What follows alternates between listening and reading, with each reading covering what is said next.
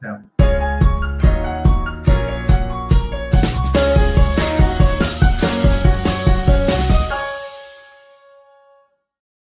So welcome to the Friday night edition of Traveling with a Chair live with Ken and Cheryl. She's Cheryl.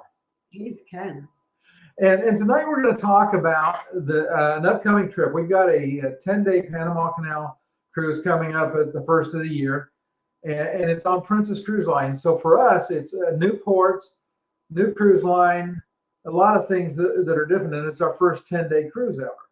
So we thought there's a lot of things to talk about, and we'd start tonight by kind of giving you an overview of some of the things that we think we're going to need to work on. And then as we go between now and the time of our cruise, we'll work on some more of this with you so that you get a chance to see how we prepare. It's different when you travel with mobility challenges or with any challenge than it is for the typical cruiser, though some of what we'll talk about applies to everybody. So our cruise line this time is Princess Cruise Lines. And the very first thing on our list would be something. Hi, Pam. Nice to have you here. Glad you made it home in time to watch the show. If you got questions, you know what to do. Put them in the comments section. If so, let Cheryl talk about the first piece of it because she's done a little research already. And being a typical woman and interested in those kinds of things, it's we're going to talk about dress code and formal nights. And this is something to consider when you choose a cruise, or if, like us, you want to try every brand, you have to see how they're different. Princess is a little dressier than either Carnival and even Royal Caribbean and MSC. Especially just even for the dining room, it's a little bit dressier even for women and men. And then there's 2 formal nights. And for the formal night, they would really prefer you to be formal. Yeah, and formal for me is I'll wear a jacket and slacks and a tie, and that's about as formal as I get. I'm not a person that wears tux. I think I wore a tux once in my life during I went to my prom. I think I had a tux, but even when we got married, I just had a really nice 3-piece suit. I am not the tux type, and that's one of the things that I'll have to be a little more cognizant of on Princess is because, for the most part, I'm a shorts and a t-shirt guy like this. I like comfort. One of the things for all travel right now that we all need to think about is the vaccination requirements. And pretty much all the cruise lines require you to have at least 2 shots. I think there's a possibility that sometime after the first of the year that may go to having had a booster. Right now, it is still. Oh, yeah, Pam. I understand. It's a guy versus a gal thing. Cheryl likes to be dressed up and look really pretty, and and when we're out together, it's pretty much Beauty and the Beast, and I'm okay with that. But so you want to make sure that before you sail that you check the vaccination requirements.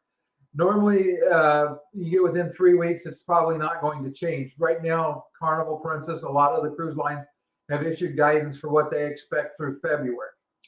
And also with the vaccination, not just that you have your 2 shots, but you've had the second shot, I believe, for 2 weeks. Yeah, 14 days. Yeah, and with some of them, they're very, very particular. I mean, 10 days you're not getting on the ship. So.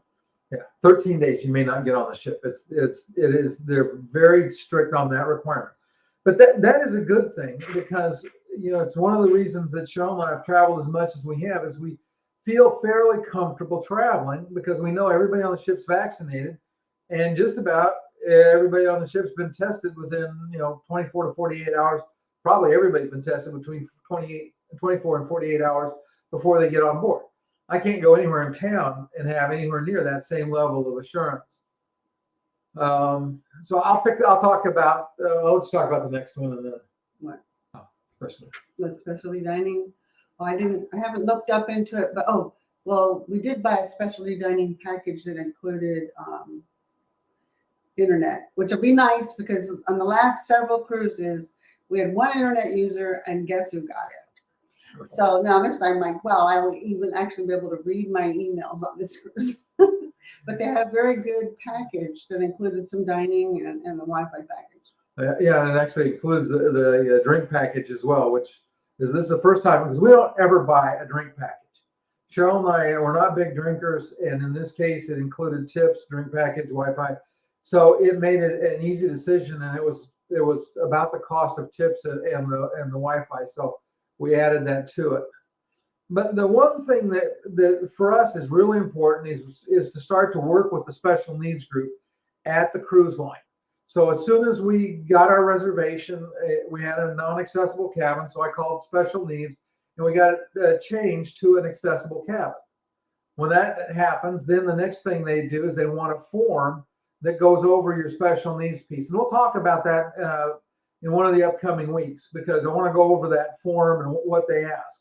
And we'll talk a little more about it later in the show today. And you definitely want to fill that in as soon as you can, especially if it's within a month or two of your sailing. Give them plenty of time to make sure that they have, like if you think you might need an extra, they have usually toilet risers and special things like that, but they have to have enough of them for everyone who asks. So it's a good thing to let them know way ahead of time. Yeah, you want to get your name on the list first. You don't want to be the last one to that party. So we've talked about the cruise line and some of the stuff we're going to do some looking up on. The next thing, this becomes really important when you have special needs.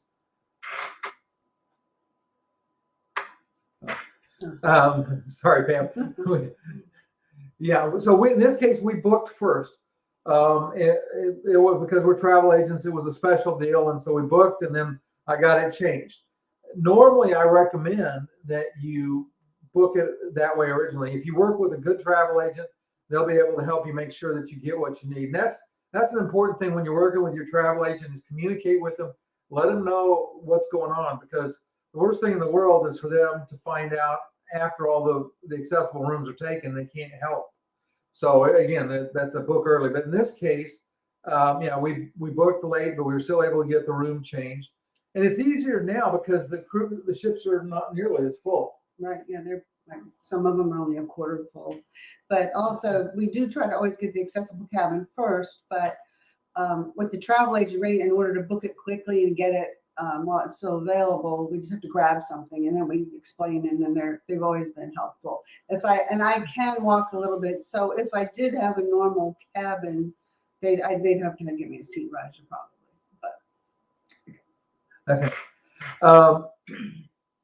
But the part probably that takes a lot of attention is your itinerary, because you have to think about where you're going. So on this itinerary, we're going to places, with one exception, where we've never been before.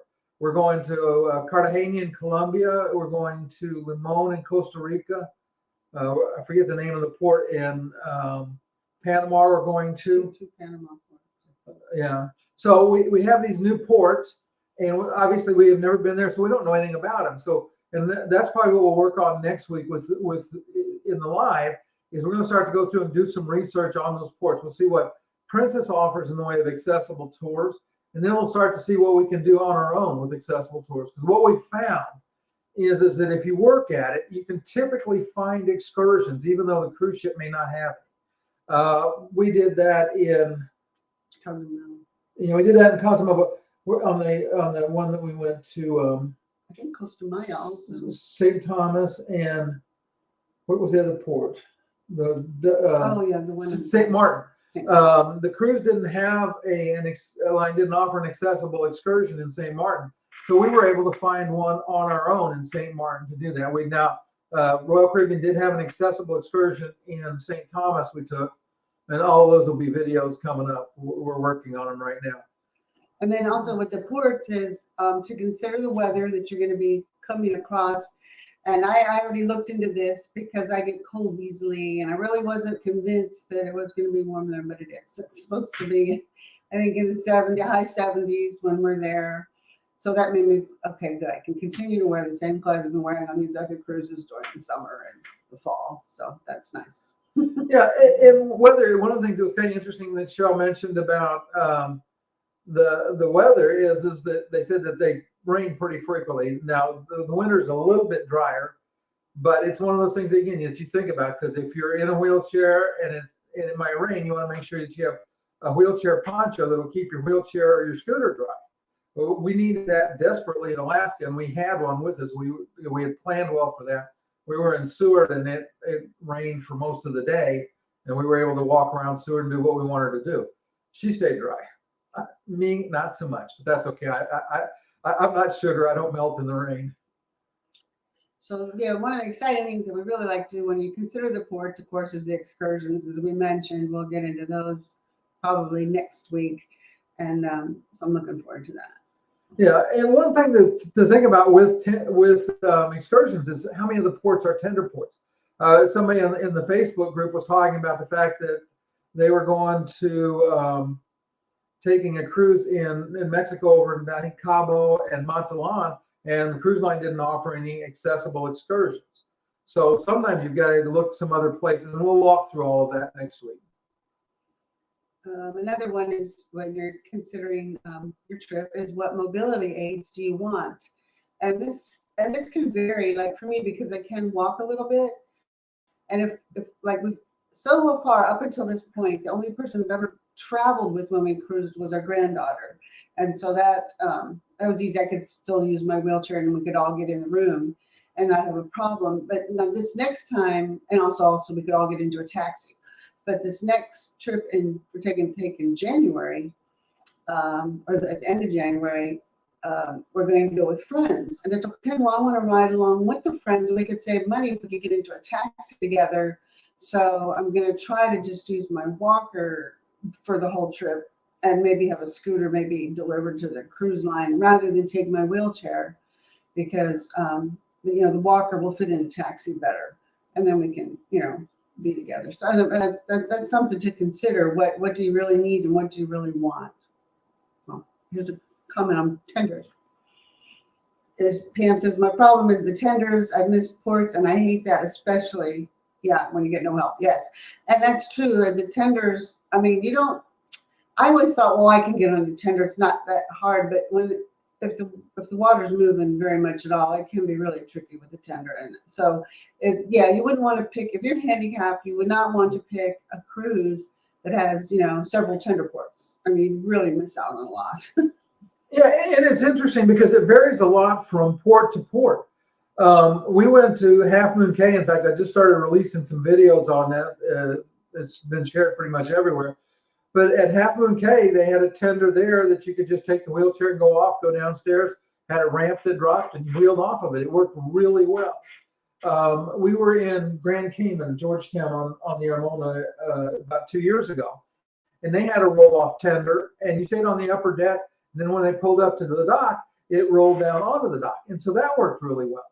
But in general, tenders are very rarely accessible.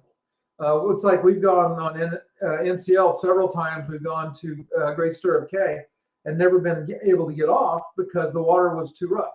Now, sometimes the water was too rough just for somebody in a wheelchair. Sometimes the water was too rough to even stop there. The captain would circle around the island and say, okay, we got to go somewhere else. We go cruise around in circles for a while. But those are things that you want to think about as you're starting to make your plans for your trip. And then also with mobility aids, do you want to use your own or do you want to rent?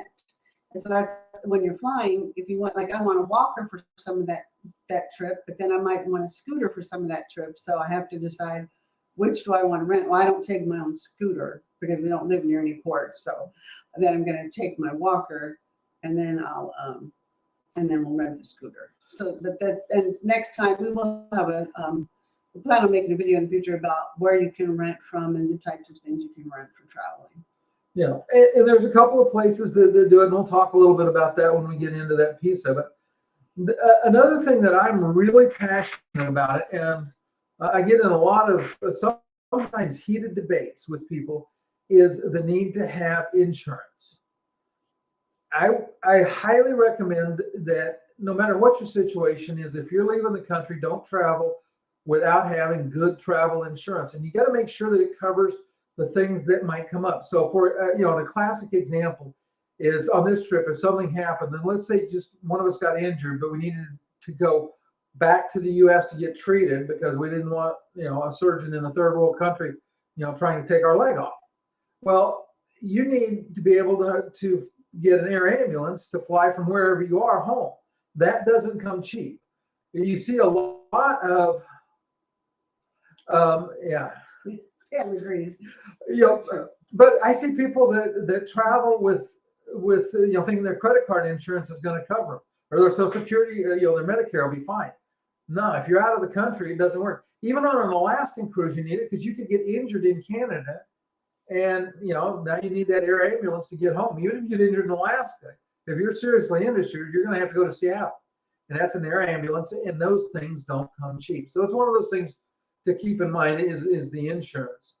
If you're traveling in from a foreign country into with some of the cruise lines, you have to have proof of insurance to get on the ship. Other ships you can get on, but if anything happens, you're kind of on your own. Yeah, for example, when we went to Bahamas earlier this year, our first trip to the Bahamas, cruise to the Bahamas, they said you can't go on the Bahamas if you don't have insurance to cover you for COVID, because they did not want to have to be taking care of COVID victims anymore. And they also wanted you to have insurance to fly back to the States. And the Bahamas website even has a place that tells you, click on this link and buy your insurance. And it's an American company that's selling the insurance, but they just didn't want any more financial responsibility for foreigners traveling there getting sick. Yeah. So there's a lot of those kinds of things you want to make sure and you take care of. Kind of the next thing is packing, and I'll let Cheryl talk about it. She's our packing expert. Okay. So what do you need to take? Well, and we're not going to go over like the typical normal healthy person packing, but if you have disabilities or, special needs, you want to make sure you take extra meds. And even if you're not disabled, you might want to take extra meds, especially we've seen what happened before. Think of all the people on that Princess Cruise when COVID started, they couldn't get off for a month. What if they had only taken a week of their medicines? I'm sure that, you could get them dropped to you or something, but why worry? Why stress out over that? And then you want to have, and for us, we usually put ours in little packs, like a pill pack where you can get like 2 weeks in a pack, or, anyway. And so we each have several of those. We fill those up. But then, of course, when you do that, you don't have the labels to prove that that's a pill you take. So we have photos of the prescription bottles. And that is also in case, and we run out, or I don't know, sometimes, whatever, it falls over the board, whatever. Stuff happens. So then if you have a photo of your prescription, it's very easy for someone in a foreign country to look it up and see what it is and provide it for you. And then it's interesting, some countries do not allow certain medications, for example, especially pain medication. I think it's Japan is very strict about that. You don't want to get caught even with your own medicine there. So you have to think about, is that a country that you want to be in for very long if you have a medicine that they ban? And then you want your medical devices like CPAPs. And then another thing, even if you're healthy, if you want, a lot of people going to the Caribbean and cruising, they love the water, they love to snorkel, dive, all that. We spoke with a woman this summer who had, the first time she was snorkeling, thought she'd just rent, just use whatever the diving company has. Everybody does, and she got a terrible mouth infection, she said. I thought, oh, that sounds terrible. And she said it took weeks to get rid of it. And a snorkel is, the snorkel and fin set is like $30 and they'll last you years. So we'll just, it's probably cheaper than the medicine to get rid of the infection. And you talk about I just want to talk about that too. The other thing is, because I do like to snorkel, and I have in fact, I have one right here, a little GoPro clone. And so what I will do with this is the way it mounts to my face mask. So I got a special face mask so that when I'm diving, I don't have to carry it in my hand. So again, it depends on what you're interested in, but you want to make sure that you think about space and weight. And that's important too. I'll talk for just a second here, is make sure that you weigh it before you go. Now, Cheryl has a really cool trick, something that she does that we learned about. So what do you do with the clothes? Half and half? Oh, yeah. Okay. Yeah. If you ever had a suitcase get lost in a family and you had like all of your stuff was in one and your husband's was in the other suitcase, one of you has nothing to wear but what your clothes on your back. But if you take each of you have a suitcase and you put half of your clothes into each suitcase, if you lose one suitcase, you each have half of your clothes still. And then I usually carry on like my absolute necessity prescriptions and things like that. And sometimes a lightweight change of clothes just in case both suitcases got, in the wrong direction. But Yeah, lobster delayed. And the other piece of it is split your medicine up too. If you're taking your medicine in packs like we do, put one pack in each suitcase, because that then safeguards you so that if something does happen, and I in would say case, you should carry prescriptions on. There's too many. Yeah. I don't know. I guess when they're X-raying or whatever, somebody might be tempted. They just say you should really carry all your medicines with you. okay, so you can do that too, but you want to make sure that you make sure you get medicine on board, because it can be hard to get and expensive. And then if you don't have a little GoPro, I'm sure you want some pictures, and the cruise lines do have beautiful pictures, but you might want a picture on the port, so don't forget your camera. Sometimes what we do is we just leave our camera case in the suitcase, and then before we leave, we're like, get the camera case. If you leave the case open while you're packing, it's easy to remember that you need your camera. Well, and here's something else to think about when we're talking about your camera stuff, is what about batteries? Do you have spare batteries? If you have a regular camera, you have spare memory cards. And for your phone, do you have a charging pack? Because we carry all of that. But because we do videos, we travel with a little more camera gear, because I have 2 gimbals, an action camera, 2 phones, and 2 DSLRs that we take. So we carry a lot of gear, and that all goes in my backpack for the most part, so that it winds up safely on the ship, doesn't wind up in the drain. Okay, and then, now what you need to pack, your vaccination card and your resend passport. And of course, so for nowadays, I just carry my vaccination card with me all the time. I mean, just in case something happened to me, you get to the hospital, they'll know you've already been vaccinated. But, and then of course your passport, and you want a passport, and the passport need ties into the insurance need. If you get injured and you need to fly back home, you have to have a passport to fly into the United States, even if you live here. So passport is just the way to go. Yeah, I would not ever leave the country without my passport. Again, it's not that expensive. It's good for 10 years. It's a modest investment. Just get a passport, and then you don't have to worry about these kinds of things. And not a passport card, because a passport card works fine if you're driving. But if you're flying, you have to have the passport book. So again, it's just one of those pieces that you want to make sure that you think about and have ready. Like I said, we're real strict with ourselves on that, and we very firmly believe it. We did some research for some videos I did earlier, and they're on the channel. And there's been numerous cases where people didn't have insurance or didn't have a passport and were stuck, in a foreign country trying to figure out how they're going to have to get home. Some cases they had to go to the embassy or the consulate, and they had to process a passport for them on an emergency basis. And again, all of that takes time. And if you've got somebody that's injured and needs to get home, you want to have those things. It's just doesn't make sense to travel without them. And I guess, and then the last few things we just wanted to briefly go over today was, you also need, if you need assistance at the airline or getting on the ship and getting off the ship. That's just because, like, the person who's traveling with you, like Ken, for example, has all his bags to care for.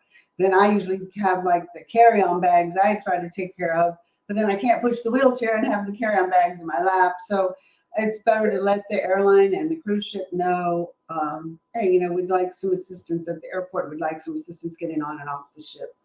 Yeah, and it's easily done. You just put the note in your reservation when you get the reservation made, or have your travel agent, which is the best option. Have them put all that information in, and then what will happen is you go to the counter, and they'll have somebody come up and wheel you. Now, depending on how busy the airport is, it may take a while. But again, we typically allow, the airports we know are easy, we'll allow 2 hours ahead of schedule to get to the airport.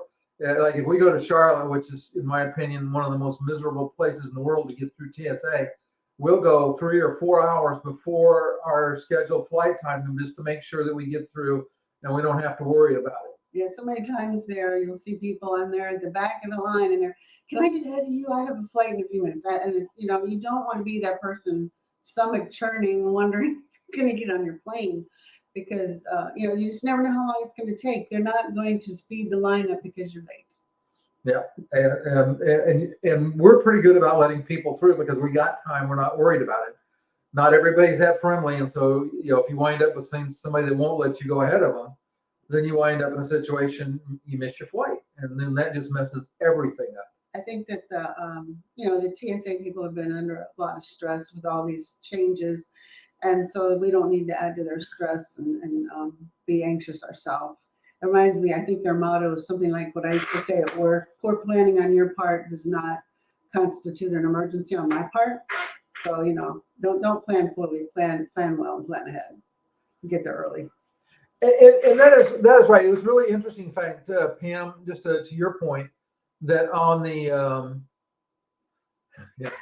that on our last cruise we were having trouble. We didn't get any help from the cruise line, but we were way early, so we like to be the first on the ship if we can, and so we got to the ship way early, and so there was somebody. I was pushing Cheryl's wheelchair and pulling my roller bag with a bunch of stuff strapped to the back of Cheryl's wheelchair, up the ramp, and a lady came along and said, "Would you like some help?" And I was humble enough to say yes, I'd really appreciate it. And so she took Cheryl and pushed her on up, and and that worked really well. I'm going to create a video. I just got a new tool today that I think will work really well for Cheryl's wheelchair, because one of the challenges when you're pushing a wheelchair is if you've got a two-handle typical situation and you're pushing it with one hand, it's going to go one direction or the other. Yeah, I'm constantly having to correct the direction we're going in. Yeah, so they make a device, and like I said, I'll do an unboxing and installation and test video on it. But it basically creates a bar that goes across the top of the wheelchair a little bit higher. And what you can do then is you can grab the bar in the middle and push, and you're not pushing one direction or the other, and you can steer a little bit just by moving your hand one way or the other. So I'll try to get that done this weekend. But again, at the cruise ship, if you let them know and you're there when you've told them you're going to be there, the odds are really good they'll have somebody from the ship come down and help you push on. And for you, Pam, I would make sure that I let them know ahead of time, that hey, I need help, and that you go in the special needs request that you submit to the cruise line. If your travel agent does it for you, he should put that in. So like in this case where Cheryl's got her walker, on the late January cruise, what we will do is that we'll just basically pile a lot of stuff on the walker, and Cheryl will push it, because she's got lots of oomph. She just doesn't have good balance, and so it's not that we need any help pushing it. But on our cruise to the Panama Canal, I've already requested that we have help from the curb to the ship. Is basically the kind of help they'll give you. Typically, it'll be a porter for the port to get you up to where you're inside the security, and then the cruise line will have somebody when you're ready to board come down and get you. And, it depends on how busy they are. And if I was more patient, I'd probably get help more often. But I'm not very patient. I'm dying to get on the ship and start filming and start eating and all of those good things that happen when you get on board. One other thing, and I didn't put it on the list, but one other thing I'd suggest. And we have failed badly at this the last couple of trips. We used to be really good at it, is make sure that when you're traveling, you have small bills. Because a lot of times you want to tip somebody, and, like if a porter's helping us push Cheryl on, I'll tip. The guy that helps push Cheryl up to the ship, I'll tip. But if you got a wallet full of 20s, that doesn't work so good, or else it gets pretty expensive for the help. So we'll take like $2 bills, or we'll get some, Yeah, it's pretty funny. And the other thing that we'll get is some like $1 coins. And here's a frequent cruiser's tip is, especially if you have the drink package, is you find a bartender you like, give him $1 or so every other time he gives you a drink, or every once in a while, and your drinks will drastically improve, and your priority at getting waited on will drastically improve. It's just a matter of, if you show appreciation, they will show appreciation back. And I think anything else, that was pretty much all we had for today, right? Yeah, I think that we were just going to kind of go over just some special considerations just real quick. And then we'll go, the ones that need a lot more talking or showing, we will do in the future. Yeah, so next week what we're going to talk about is we're going to do the excursions. Because I already have cheated a little bit and looked ahead to see what some of the Princess excursions are, and they have accessible excursions. And the first couple of them I read, and I don't think that's going to work for Cheryl, because they involve gondolas and trams. And some things depends on if you like closed-in spaces and being high up and all that. So it's more to consider than just, does it say accessible? Is it for you or not? Yeah, and that goes for people that they're able-bodied as well, because you have to think about what that is. And I'm going to give an example of Cheryl here from a long, long time ago. But if you've been to Disneyland or Disney World, they had those fake submarines that you went on and never really went underwater at all. And Cheryl got on and Cheryl got off because she's got claustrophobia. And it's not a fear that I have, but I understand it's a real fear for her. And so you have to think about all those things. See, and it's like, if they had told me I could get on last, I would have been fine, because the little open door would have been right there and I would have been fine. And they're like, no, you have to get on first because you're handicapped. They want me out of the way. And I'm like, no, I'm not getting all the way up the other end of this tube thing. Forget it. And so it didn't work. So sometimes you also have to have, you have to plan ahead. And it's just easier not to mess with stuff like that for me. Well, yeah, and so it's just, you got to think about, what does this excursion involve? It's funny, some of them that are labeled accessible require you to get out of your wheelchair and climb up into the bus. Well, for Cheryl and I, that works. For somebody that is wheelchair bound, that might not work. So it's just, as we go through our excursions, our ports for our cruise coming up, we'll look at Costa Rica, we'll look at Panama and Colombia, and see what there is to do. So, well, I appreciate everybody that's been here tonight. Pam, thank you as always for being here and lots of comments. And we'll see everybody next Friday night. Bye.